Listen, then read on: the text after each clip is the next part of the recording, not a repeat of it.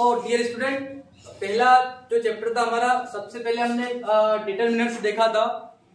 Determiners में सबसे पहला देखा था हमने आर्टिकल। ठीक है, ये इसी में आता है। इसको अलग से भी पढ़ सकते हैं, अलग से पढ़ेंगे डीप में चले जाएंगे, लेकिन इसमें हमने पहली क्लास में देखा था आर्टिकल। बहुत कम समय में अच्छा पढ़ लिया था, आपने देखा होगा वीडियो, नहीं देख पाए तो वापस देखना। उसके बाद सेकंड में आता है डेमोन्स्ट्रेटिव वर्ड। डेमोन्स्ट्रेटिव वर्ड को बोलते हैं संकेतवाचक। क्या बोलते हैं? संकेतवाचक।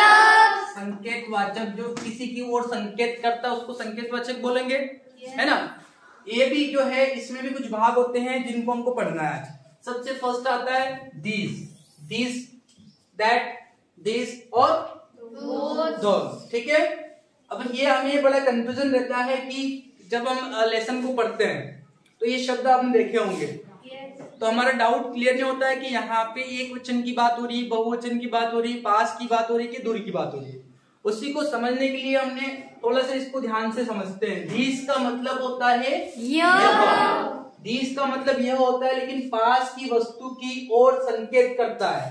पास की वस्तु जो हमारे पास में रहती है उस वस्तु की ओर क्या कर रहा है वो? संकेत। बट ध्यान रहे कि वो वस्तु क्या होनी चाहिए?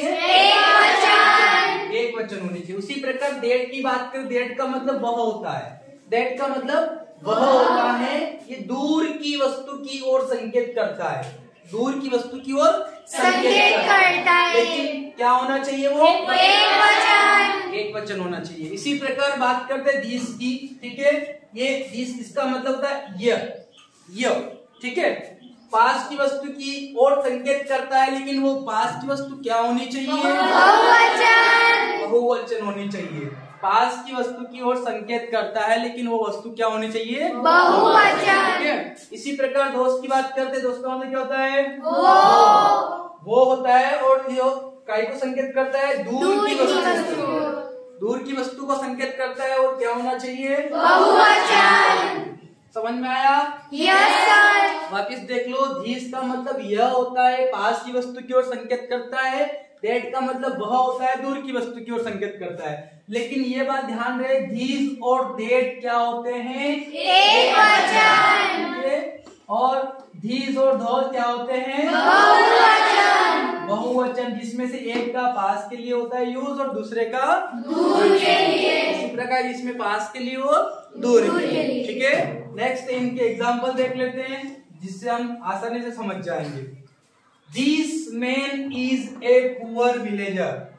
This man is a poor villager. हमने किसी एक व्यक्ति को हमारे पास में खड़ा रखा और फिर उसको बता रहे कि ये जो व्यक्ति है वो गरीब गांव का है, या गरीब गांव से है, या एक गरीब व्यक्ति है। ठीक है, विलेजर मतलब गांव वाला। ठीक है, विलेजर है गांव वाला, ये व्यक्ति बहुत गरीब व्यक्ति है। ठीक है, ये जिसका अपने पास में खड़ा किया उसको और फिर बताया।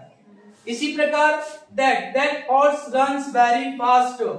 that horse मतलब घोड़ा, runs मतलब दौड़ता है, एस लग रहा है इसलिए एक वचन, इसलिए दौड़ता है। वेरी फास्ट में हमने दूर इशारा करते हुए बोल रहे हैं कि वो जो घोड़ा है ना, वह जो घोड़ा है ना वो बहुत तेज दौड़ता है। किसी को बता रहे हैं कि हमारे अस्तबल में जो एक घोड़ा बंधा हुआ है, और हम यहाँ से उसको इशारा संकेत करके बता रहे हैं, क्योंकि हम क्या पढ़ रहे हैं? संकेतवाचक पढ़ रहे हैं। तो हम उसको इशारा करके बता रहे हैं कि ये जो घोड़ा है ना ये बहुत तेज दौड़ता है। ठीक है, अगला इसका देखते हैं। These mangoes ऑलरेडी क्या है? ऑलरेडी बहुवचन। These mangoes are very sweet.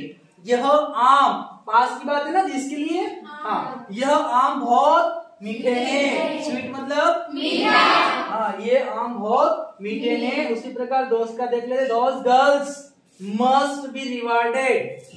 अब क्या हो रहा है कि हम एक मैच खेल रहे हैं, गर्ल्स मैच खेल रही है, और 7-8 गर्ल्स जो है वहां पर बहुत अच्छा खेल रही थी। तो हमने दूर से बोला, हम सपोज देन हम जजेस, हमने बोला कि ये जो लड़कियां है ना ये सब काय के पात्र है? रिवॉर्डेड मतलब इनाम की पात्र। ठीक है, वो जो लड़कियां हैं वो इनाम के पात्र हैं। 4-5 लड़कियों ग्रुप है और अच्छा काम कर रही है, हमारी नजर में बार बार आ रही है कि भाई यार ये जहां देखो जहां यही काम करती है, तो हमने बोल दिया those girls must be rewarded। Must आया है, शब्द समझते हो ना इसको, चाहिए ही चाहिए, मतलब उनको इनाम देना ही चाहिए। ठीक है, ओके, थैंक यू, समझ में आ गया? Yes sir. ओके।